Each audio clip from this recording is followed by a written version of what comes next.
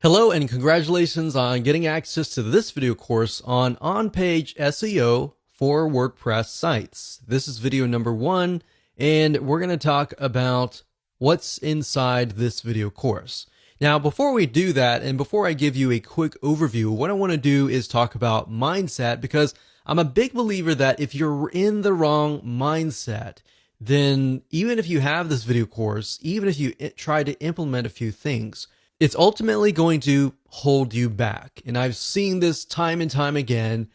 This specific mindset that I'm about to talk about holds business owners back.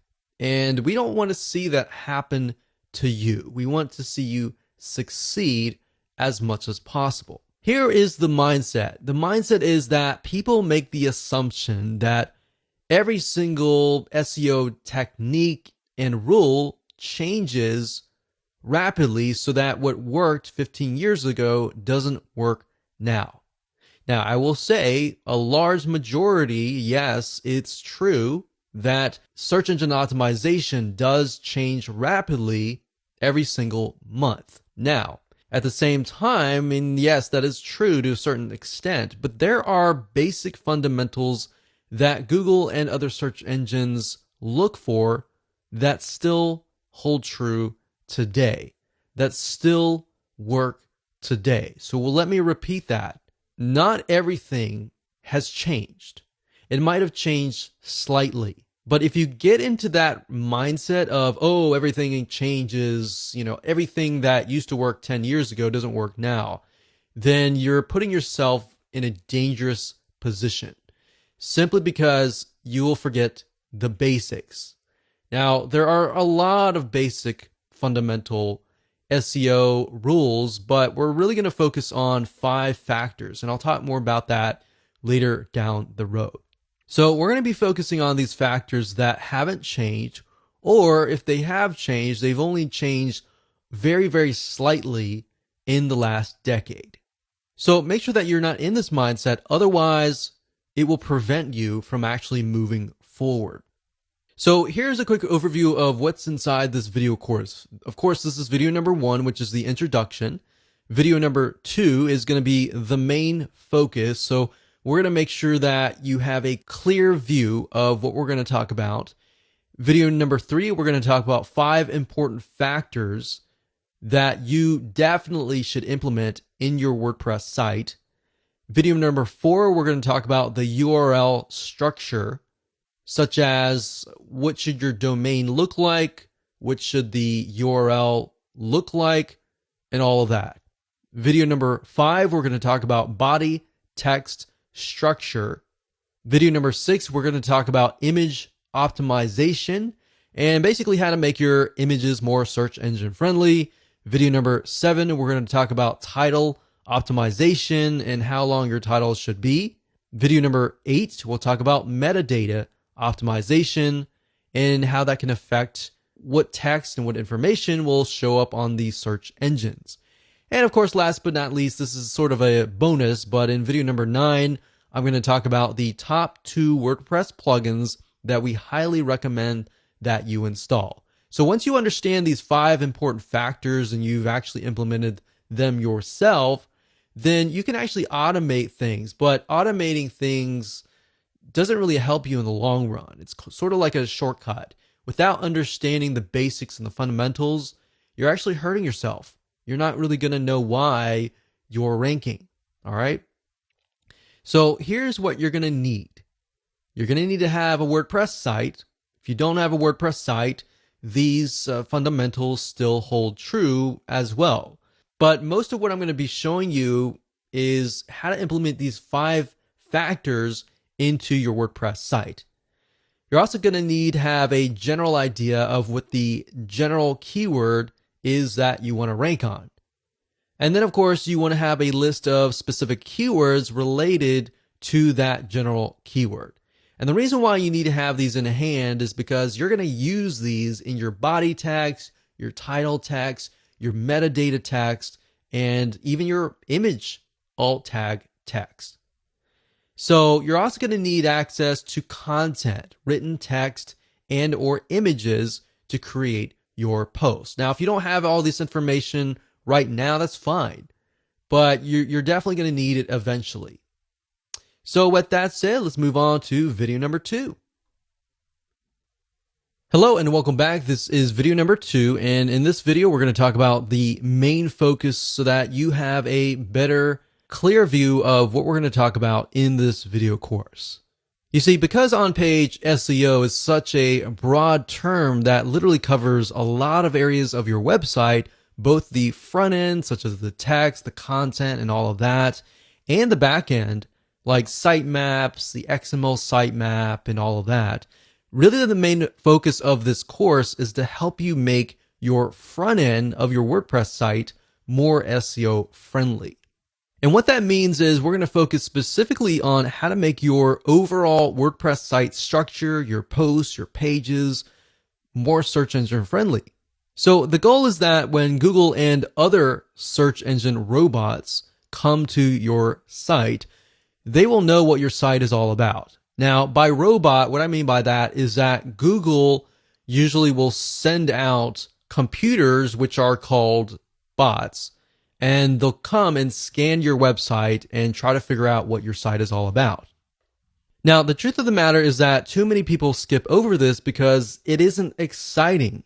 They are too focused on external SEO, but the reality is that there are a lot of front-end factors that you must do on all of your sites.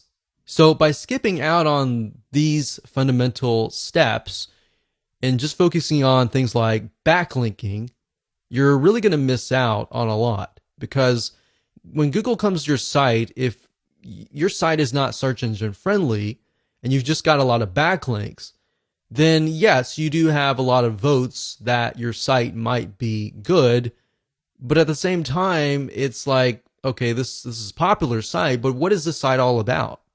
That is the goal of this course. Even though that seems basic, it's very often much of a skipped step. So once you get in the habit of doing the following and implementing these 5 factors, you'll actually be ahead of most of your competitors. So the good news is that most people don't do this. So the fact that most people don't do this and you're doing this, you're going to get ahead of them. Now, to clarify what this isn't, however, we're not going to focus on backlinking or any external marketing strategies, which is what I talked about earlier. So now that you have a clear idea of what we're going to talk about, let's move on to video number 3 and discuss the 5 important factors that all of your posts, your pages, your content, your text, your URL structures, and everything else should contain. Hello and welcome to video number 3, and we're going to talk about the 5 important factors. Now, this is a quick overview of the 5 factors, and then of course the next few videos I'll dive in to every single one of these factors. But before we can really discuss them in depth, you need to have a broader bird's eye view of them. So before we jump into the 5 factors that your WordPress site should have, or even your non-WordPress sites should have, which they'll definitely work on those too, it's important to know a few things first. So you're going to need to have a general idea of, number 1, the general keyword that you're going to want to rank on, and number 2, a list of specific keywords that branch off of that main keyword. Now don't worry if you don't have that now. I'm going to give you a step-by-step technique that will help you figure that out. Now, another big mistake that many folks make is implementing these without a clear plan of attack. And that's why I'm breaking things down in such a manner. There's a reason for everything. In fact, we've seen this with many websites. There's no clear plan, and the website owner simply creates content in an area with little or no traffic. And then they're not ranking on any specific keyword. They might even be ranking on keywords that have really nothing to do with their website. And this is a lot of time wasted, right? So that's why I'm not jumping straight head first. I'm breaking things down so that it becomes clear, and that way you will succeed. Now, we're not going to focus, like I said, on keyword research, but we do recommend that you check out these suggested keywords. Now, what do I mean by that? Well, Google has what we call suggested keywords. Amazon.com also has a list of suggested keywords. Now, this is what happens, and this is super easy. You can literally find the main keyword and a list of specific keywords within a few seconds. So here's what I want you to do. You can do this by going to google.com, for example, and typing in a general keyword. So you'll notice that when you do, Google will suggest keywords. Now, in order for the keywords to appear in the suggested box, that means that there's a ton of people that are searching for those keywords. So in other words, there's a high volume of people searching. So when I typed in the keyword survival kit, out dropped a drop down saying, well, these are other Google suggested keywords like survival kit list, ideas, Amazon, food, and backpack. Now, there's another way of doing this. If you type in the keyword and you press enter, then what's going to happen, and you scroll all the way down to the very bottom, you're going to see a list of words. So if you scroll all the way down the bottom after you made that search, you're going to find additional keywords right here where I've put a red box here. So we can see additional keywords are things like military survival kits, survival kit list, best survival kit food, items, wilderness survival kit. So we can see not only are there different keywords, but there are also different types of survival kits for different scenarios and different settings. So that gives us an idea of, okay, we can write an article on survival, military survival kits, or wilderness survival kits. So these could be totally different articles. So now that you have a basic understanding of basic keyword research, let's move on to the 5 important factors. And they are, number 1, the URL structure, or the domain name and the category name, the file name, even the page name is important.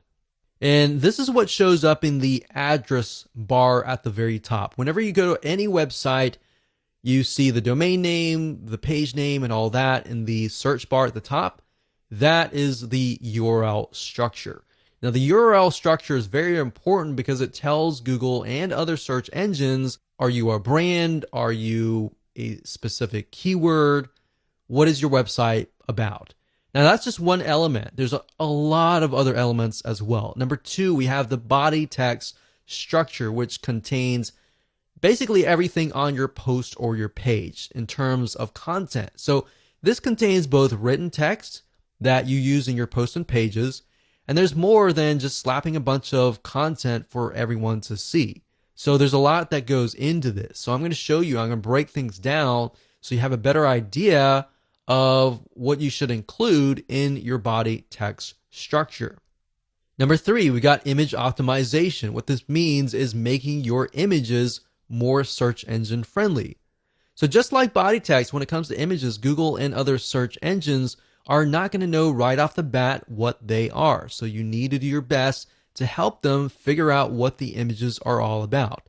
Now, there are ways that Google will figure out eventually what your images are all about. So don't try to game the system. For example, if you name an image, let's say a wilderness survival kit, the way they figure out if that image is legit or not is oftentimes they'll rank you in the Google image search engine. If somebody types in, let's say, wilderness survival kit, and they see your image and they click that, they have a better idea that, okay, this is definitely an image of the wilderness survival kit.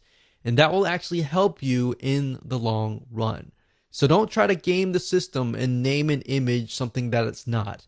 Name it what it is so that it's an attracting image, and when somebody's looking for that image, they're going to find it, they're going to click it, and that's going to help you in the long run. In fact, beyond that, there's a few more steps you'll need to take. And plus, in addition to that, with the image search engine that I talked about just now, you can actually get a lot of traffic from that search engine. And of course, we got factor number 4, which is title optimization, basically how to make your titles search engine friendly, because the reality and the truth of the matter is that your titles do show up in the search engine, so you definitely need to do this right.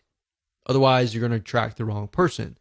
Meta optimization is the same thing. You've got the description and other metadata that will show up underneath the title in the search engines. So you want to make sure that you attract the right person. Now that we've talked about the 5 important factors, let's dive into every single one of these 5. Okay, welcome back. This is video number 4, and we're going to talk about the URL structure. Now, this is something that has changed slightly in the last decade, but it hasn't changed drastically. Now, before we discuss what you should use in terms of a domain name and your URL structure, let's discuss why this is important. You see, when Google and other search engines try to figure out what your website is all about, they look at your website as a whole. They're not just going to look at your URL structure, your domain name, or your categories or your page name. They're going to look at everything as a whole. Plus, in addition to that, they're going to look at how people interact with your content and if that is true. Now, part of that is what appears in the URL. A search engine friendly URL structure can actually go a long way. Not only will it help the search engines figure out what your page is all about, it's also going to help a human visitor understand what the page is what. And that means that keywords still matter, but you have to be careful not to keyword stuff your URLs. And by keyword stuff, what I mean by that is you're putting too many of the same keywords in the same area. In other words, back in the day when Google started, for example, you literally could keyword stuff a page and get ranked really, really quick. But now Google has become much smarter. Their bots and intelligence have become smarter. So that's a big no-no. Don't do that. And I'm going to show you in just a minute why, if you use certain domain names, that can have a drastic impact on that. So let's talk about domain names. So what should you name your domain name? Should you use an exact match domain, meaning that the keyword is in the domain? Or should you use a brand name? Well, there's a big debate that using a keyword in the domain name will actually get you ranked higher. That actually worked back in the day. Sometimes it still works today. And there's really no right or wrong answer. Literally, at the end of the day, we don't know. Nobody knows what Google wants. In fact, what we found now is that there's so many exact match domains and so many people that are using keywords in their domain names that it actually might help and it might not. And that's why you need to make sure that you don't look at one element, but you look at the whole website as a whole. So yeah, that was quite popular maybe 5 years ago, something like this, yourkeyword.com. So maybe scubadivingmasks.com if you were trying to rank on scuba diving masks, or best scuba diving masks, or bestsurvivalkit.com. And that used to work and sometimes still does, so we can't really say for sure that if it doesn't or it does. We've noticed that it does, but we really can't say. But if you haven't noticed, Google really likes brands.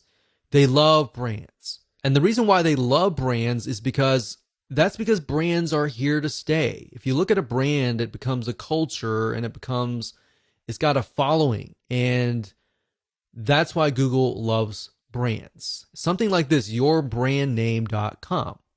Now, Google is quite smart and has robots that know that people are trying to keyword stuff or game the system in terms of domain names or domains plus the URL structure. Now, we've had success with brand names, so we lean towards that as the long-term view. But then again, exact matched keyword domain names work well for some other people as well. So we can't say for sure that if it's not going to work. So at the end of the day, it's really up to you. But what I'm going to show you in just a minute will reveal to you why using a brand name will actually help you, especially in preventing you from creating duplicate or keyword stuffing in the URL structure. So the URL structure looks like this. www.yourdomain.com/category/your-page-name. And that could be anything depending on how you go about naming that. And I'll show you that in WordPress, but we're just talking about the basic fundamentals right now. So let's say, for example, that you're trying to rank on red shoes. The problem with naming your domain name redshoes.com is this. Let's say, for example, that you have a category that is red shoes, blue shoes, yellow shoes, brown shoes. But that one category that's red shoes, and you have a product called Big Red Shoes, it ends up looking like this. www.red-shoes.com/red-shoes/big-red-shoes. So you see what I mean here? You've got red shoes, and red shoes 3 times in a row. That's not a good sign because what that is keyword stuffing. Now, this isn't good because it looks like you're trying to game the system when in reality you might not be. But let's say, for example, that your brand name is Super Fast Feet. And as silly as that sounds, that's something that just came to my mind and it'll make more sense. And the product name is Big Shoes. Now, I know that's not great, but hold on. It would look something like this. www.superfastfeet.com/red-shoes/big-shoes. So Big Shoes is a type of red shoes, but it belongs to the brand name Super Fast Feet, or the e-commerce store, or the digital store, or the local store. So by doing that, now you see red shoes only shows up once. Now, by using a brand name, you have the potential of selling other things. If you just do redshoes.com, you're stuck with only red shoes, right? But with Super Fast Feet, you could cover shoes, you could cover slippers, you could cover socks, you could cover a variety of different things. You could even cover lifestyle of running, exercise, and all of that. So brands, not only does it help you with your URL structure, but it also helps you diversify and expand what your website could potentially be about. Now, in this case, the word shoes shows up twice, but that's okay. Do you see what I mean here and why brands actually help you avoid keyword stuffing? Now, another tip is to make sure that your URL is no longer than 90 characters long. Okay, so first things first, go ahead and log into your WordPress site, as you can see here. And then what you want to do is access the permalinks to make sure that your URL structure is search engine friendly. So what you need to do is to the left-hand side, go to Settings, Permalinks, and then we'll get to here. Now at this point, you're going to want to choose Post Name. Click Post Name, click Save down here, and that's it. So what this is going to do is every time you create a post in a page, it's going to title the actual post and page and put it in the URL. You see, if you choose a numeric or if you choose anything like this, then when Google comes to your page, they're not necessarily going to know. They're going to look for the body text, but the URL structure is by no means search engine friendly. So as you can see here, the plain version is just $P=123. As a human being as well, you don't really know what that is, right? So choose post name, click save, and that is the reason. Now, if you go on to a post or a page, so if you go to posts and choose a post or a page, this is what it's going to look like. So when you create a post and page, like for example, right here, this article here that says 10 different places to find credible freelancers online. If you have it here, you want to make sure that that is in your permalink. Permalinked is the URL structure. So we click on edit here. We can see that it says 10 different places to find credible freelancers online. So what you want to do is, obviously we can't change the domain name, but we're going to put the title in here, and you want to put dashes in between the words. And when you're done, click on OK, click update, and that's it. So that's as easy as it gets in terms of editing the URL structure. Now, of course, you can add them into categories. So if you're you have a category. Let's say in this case, we have freelancers. The category could be freelancing sites. And then you could have maybe 10 different posts on freelancing sites. So that as a human being, you know that we're looking at this and it's under the category of freelancing. And you can create categories by going under categories and click on add new category and creating that there. And then make sure that post or page is checked for that category. Click update and you're good to go. And that's it. Hello and welcome back. This is video number 5. And in this video, we're going to talk about the body text structure. Basically, what should you put in your content? And as you're writing your posts and your pages, how should you optimize it? So what you write on your blog post and page should be first and foremost, definitely human friendly. And then of course, secondly, search engine friendly. See, a lot of people make the mistakes of trying to game the system, trying to make it so search engine friendly that they totally forget about who they are writing to. Now, Google at the end of the day really cares about bounce rate, and bounce rate, which we'll talk about later down the road, is basically if somebody stays on your page for a long period of time. If they just come to your page and they leave immediately and Google sees that, that's not a good sign. In fact, if they go to Google and they type in, let's say, for example, survival kit, and they go to your page and they don't like what they see, and then, of course, they go back to Google, Google knows that they just left your page, and that's not a good sign. And that will actually hurt your ranking. So if you merely write for the search engines, you're going to have to deal with the bounce rate, a high bounce rate, a low stick rate. Stick rate meaning how long do they stay or how long do they stick around? And that will have a negative impact on you. So what that means is the longer someone stays on your website, the lower your bounce rate is. So if you keep that in your mind, the word bounce rate, the word stick rate, you will often see those words a lot when it comes to on-page optimization or even search engine optimization in general. So to Google, websites with a lower bounce rate must be good. The fact that people are staying on your page for a longer period of time tells them, okay, this website must be what people are searching for, right? And this is important to Google and other search engines as it also indirectly tells them that your site must have good content. And then they're going to rank you higher. So that's just one of the many, many different factors that you're going to deal with. And that said, let's discuss some elements that you need to have in your body text. You definitely want to stick to one main keyword.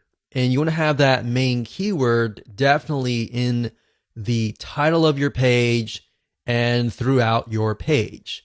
So that keyword should be the same one in the URL structure for that post or your page. Now I'm going to show you in a minute. If we hop on over to WordPress, you can name it the title, and if everything is set up correctly, the permalink or the URL structure should have that keyword, and that keyword should be spread about. Now, you definitely don't want to make it appear too many times, otherwise that will be seen as keyword stuffing. So it should appear, like I said, in the page in headings 1 and 2, which will be in the body text. And I'll give you an example later down the road when we show it to you live in action. And it should be somewhere in the first paragraph as well. It should be bold or italicized. Now, don't overdo it. There are actually ways to get around doing this and make it look natural. You got to remember, you're writing first and foremost for the human being first. So when you put it in your text, you got to make sure that it is going to make sense to the human being. And you want to try to use variations of your keywords as well. So let's say, for example, let's use the example that we talked about earlier in the URL structure video, which was red shoes. So you want to try to use variations of the keyword or even synonyms. So Google at least is smart enough they have this huge database of words that are related. So as far as the body text and the other factors, what I'm going to do is stick with the exact same post that we looked at in the previous video with the URL structure.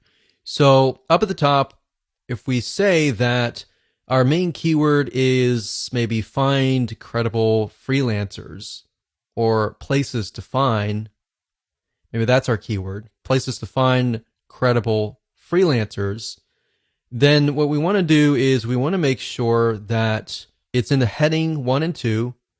So we could take that and we could put it here and we could highlight that. And then under this drop box here, we want to do heading 1. So that would be the heading.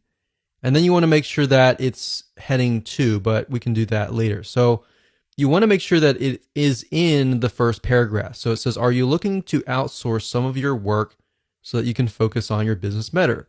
Finding the right person can be difficult, but there are places online where you can search for credible freelancers. So places to find, we could say, so let's discuss places to find credible freelancers. So obviously the first letters are capitalized. So I want to make sure that it's human friendly. So we say, so let's discuss places to find credible freelancers. And then you can highlight that. So places to find credible freelancers. So this can be italicized. This can be bolded like that. All right. So that needs to be in the first paragraph. You can also have it later down the road as a heading 1. And if we scroll down, we don't have an image right now, but we'll talk about that later. We'll find an image and I'll show you how to add an alt tag. You want to do that. You want to go through and you want to create variations of this keyword. So places to find credible freelancers, Fiverr.com. This is a good place to find great freelancers. So we use the word credible. You can mix it up and say good place to find great freelancers or hardworking freelancers. So what I'm saying here is you don't necessarily have to use that exact match keyword, but you're using variations so that Google knows that you're not trying to game the system and you're not trying to keyword stuff. But at the same time that it's a variation or it's a similar synonym or word so that it appears more natural. So we can go through here. We can do other things as well. That's pretty much the basics of it. But another thing you can do is tags as well. So you can add tags. Let's move on to the next video. Hello and welcome to video number 6. And we're going to talk about image optimization, or in other words, how to make your images more search engine friendly. You see, when it comes to images, you need to tell the search engines what the images are. They're not really going to know off the bat what the images are. Now, there are ways that Google can figure out what the images are, which we'll talk about in just a second. Now, while Google and other search engines will one day be smart enough to be able to figure out what images are, right now you need to help them out just a little bit, get them a kickstart that they need. So you're going to need to take your main keyword or variations of the main keyword or even specific keywords based on the main keyword and insert them into the alt tags in your images. If you don't know what those are right now, don't worry about it. We're going to show you in just a minute. Now, what I recommend that you do is, let's say, for example, that you have 3 images on your page. In fact, the more images, the better. You don't want to get too much, but the more images, the better. And what I recommend is the first image that you have, you're going to want to put the main keyword in there. Now, make sure that it actually relates to the image itself. So if the image is a image of a shoe, you definitely don't want to put like something like a peanut butter sandwich or something. So you definitely want to put something that's related, right? Now, the second keyword, you don't want to put the same keyword. You want to put a variation of that keyword.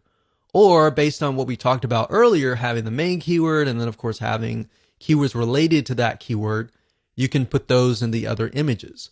But you have enough where Google looks at it and thinks, okay, all these images are related.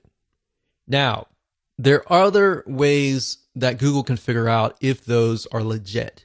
In fact, what they'll do is they'll index them into the Google image search engine. So whenever somebody searches for that image and they click on that image, they will think, okay, those images on your page are definitely legit, so we're going to rank you higher, right? So that is why making sure that your keywords and your images fit and they're accurate enough, but you don't want to overdo it in any other area. But 1 or 2 should be good, 3 or 4 should be fine, but you definitely don't want to overdo it. Now, like I said, more images with variations of the keyword are even better. So if we are focusing specifically on red shoes as the post, maybe a specific brand name of shoes, you might want to put the brand name. You might want to put like the brand name plus red shoes. You might want to put shoes red or red, something that's a synonym of shoes. So to make more sense, let me show you what you need to do, and I'll give you some more tips along the way. Okay, so adding images and making them search engine friendly is actually very easy to do. But first things first, you'll need to find an image if you don't already have one. So starting where we left off in the previous video, we don't have any images here, but let's just go ahead and add one. So I'm going to add one somewhere in the beginning. So we could add an image, let's say here. Now I want to say we do have an image, like a featured image down here, but what we're talking about are images within the actual body text. So let's go ahead and click on add media here. And these are our existing images right here, but we can also upload a file here as well. So let's try to find something that relates to freelancers. So let's do that here. Let's click that.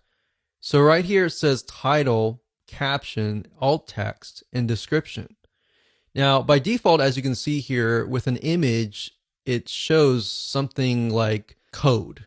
It doesn't look natural. It doesn't tell a human being what it is, and it doesn't tell Google what it is. Now, beyond just some basic optimization, you have to realize that if somebody is disabled and somebody is listening to some sort of software that speaks out loud what the images are on the page, then this is actually going to help you reach those people. So keep that in mind as well. And by making it friendly to all sorts of people, you'll get an extra vote with Google in that sense as well. So let's say, for example, that this is something to do with places to find credible freelancers. So all you need to do is simply put that in the alt text. Now for the title, you want to do something similar. You can do top 10 places to find credible freelancers. Now, bear in mind that these images might show up in the Google image search engine. And if they do, this information will show up. So if somebody is utilizing the image search engine, which a lot of people do, then they're going to see that. And if your competitors are merely just uploading the images and they're not optimizing it for the alt tags and the titles and the descriptions and all that, you're going to be one step ahead. All right. So caption can be, this image shows a screenshot of the top 10. So we could do a variation of 10. So 10 as in TEN places to find great freelancers. So you want to mix and match and keep it different so that it doesn't look like you're keyword stuffing. And then of course you can put the description here. So when you're ready, click on insert into post, and there we go. Now you can always edit that later. If you click on the image here and click on edit, you can always edit the alternative text. So the alt text, you definitely want that keyword in there. You could put the keyword in here in the captions, as well if you want to. So we're going to click on X because I didn't do any updates. And of course, you can add other images as well throughout the page. But make sure, first and foremost, it is human friendly. And then based on that, you can create variations of the keyword. And of course, when you're ready, go ahead and click update. Hello and welcome to video number 7. Let's jump right in. So we're going to talk about title optimization. So this is extremely important because it's often the first thing that people will see as they are searching the internet.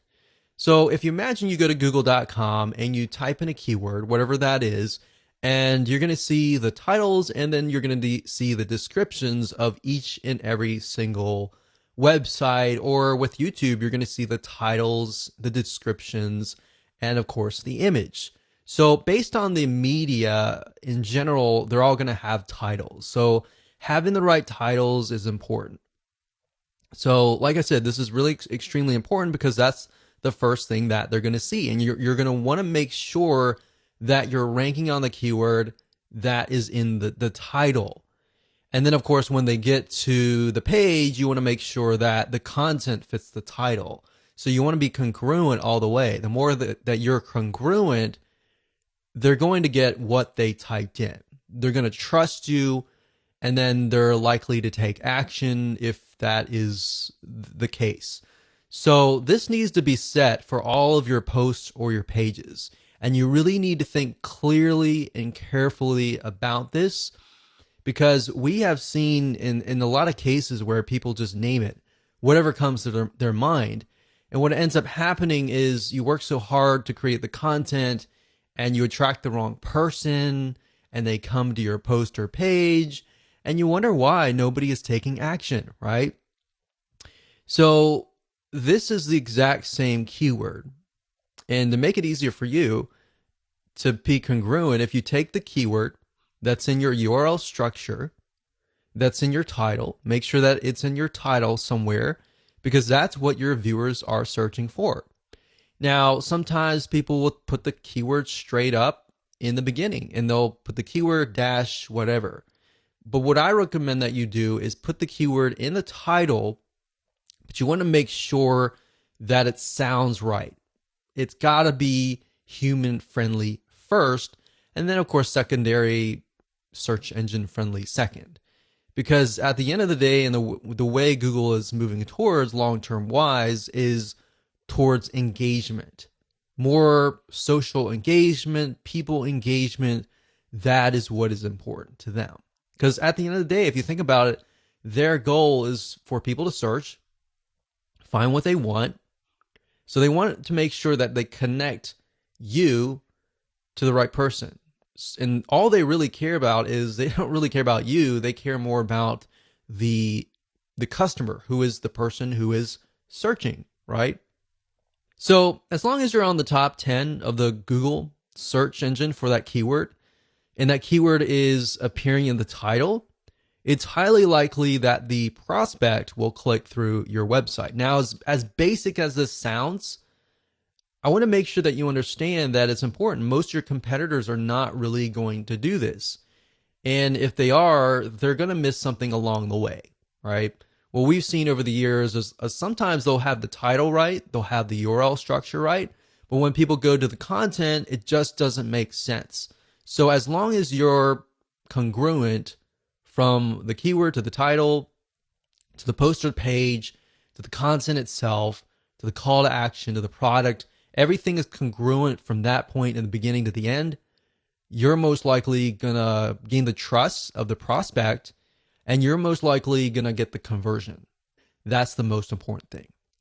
So as long as your poster pages are related, you're most likely going to see a higher conversion rate across the board, like I said earlier. Now, as a rule of thumb, your title should be no more than 75 characters long. You don't want it to be too long because psychologically that will actually overwhelm whoever is typing things in. And most people are just scanning, they're not reading. They're looking for what they're looking for really quick. So if you have something short, straight to the point, you're most likely going to win as long as it's optimized and it's correct to that keyword. So now that we've talked about the fundamentals, let me go ahead and show you what you need to do to set this up properly. So we already briefly talked about the title, but this is your title, right? So a lot of times, let's say, for example, that the keyword is places to find credible freelancers.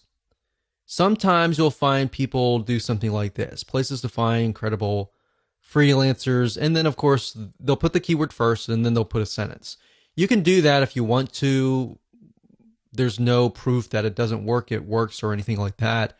But you definitely want to make sure that it is human friendly first and foremost. So in this case, ours is 10 different places to find credible freelancers online. Or we could do something like top 10 places to find credible freelancers. Now, whatever you do, if you change the title here, make sure that it's changed right here as well. So if we do that and we go back over here, we just copy that in, but we need to make sure that there are dashes in between the words. So what I'm doing right now is I'm simply adding dashes in between the words. So there we go. We click OK, and that's it. So the title is crucial. Now, I'll show you later down the road where you can use 2 WordPress plugins, which you can add more data, like the metadata, the description data, and all of that. But for now, by default, if you don't have those WordPress plugins, what the search engine will often do is they'll grab the title. So we'll click update, and that's it. Okay, so this is video number 8, and we're going to dive straight in and talk about meta optimization. So this is the description that is going to show up on the search engines. So just like the title optimization video beforehand, this is what people are going to see in this search engine when they search the internet for a specific keyword. So in other words, it's the description beneath the title, and you're going to need to make sure that this is set up both in your posts and your pages. And this needs to be no more than 160 characters long. So let me show you what you need to do. Okay, so we briefly talked about this before, but I'm just going to do a recap here. So we talked about the meta description being important. So for images, like I showed you with the image optimization, that's why the description is crucial, because if they're appearing in the image search engine, it will actually appear with that description and that title. Now, if you don't have a WordPress plugin that is installed, it's typically going to grab this as a title, and then the description usually is the beginning paragraph. So for congruency's sake, you want to make sure that that's why the keyword needs to be in the title, the first headline here, and the description. And you usually want to try to put the keywords down here, but you don't want to put it too much. Sometimes it will look at the how many words you have compared to how many keywords that you have. If you have too many keywords, you're going to want to add more text. If you have more keywords, you definitely want to add more images as well. So the more images, the more text that aren't really that specific keyword, the better. So by default, like I said, it's going to grab this as a description, but then as you have the WordPress plugins that we'll talk about later, you'll have the opportunity to add more metadata, which I'll show you later on. But this is sort of a video that's sort of a preliminary to discuss why the metadata is actually still used. Hello and welcome to video number 9, and congratulations, first and foremost, you've reached the end of this video course. And this is kind of a bonus because we talked about how to manually optimize your WordPress site. Now we're going to talk about how to automate the process. Now, the reason why I didn't jump straight into this was simply because you need to understand why things are important, what elements you need to have on your pages to make it important. Because yeah, you can use this system to automate it, but the 2 plugins that I'm going to talk about, some of them will actually automate certain processes like the URL structure. But at the same time, knowing how things work and why certain things are important is more important at the end of the day, because you're going to understand how to implement these factors. So now let's talk about the two plugins. With these two WordPress plugins, you can literally boost your on-page optimization on just their free levels. So they both have a free version and they both have a paid version. Now, two of these are very common. The first one, you'll most likely maybe already be using it. The second one is not so popular, but they actually work hand in hand. So let me go ahead and show you these plugins and why they are both important. So the two plugins are first Yoast SEO, that's YOAST.com.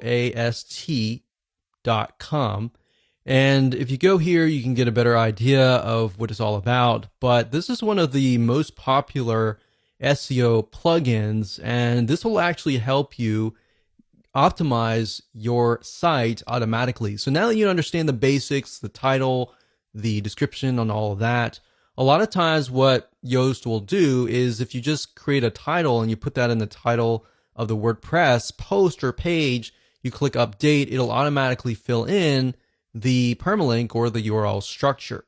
So, and it'll fill out other data as well as you begin to create your post and your page. Now that's the free version. The paid version actually takes it one step further and does a lot more. Now I'm not going to cover all that in this particular video because you can go here, you can check it out for yourself.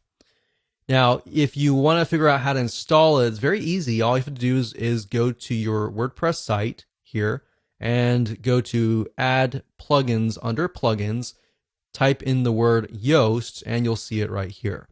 The second plugin is called SEO Squirrely, as you can see here.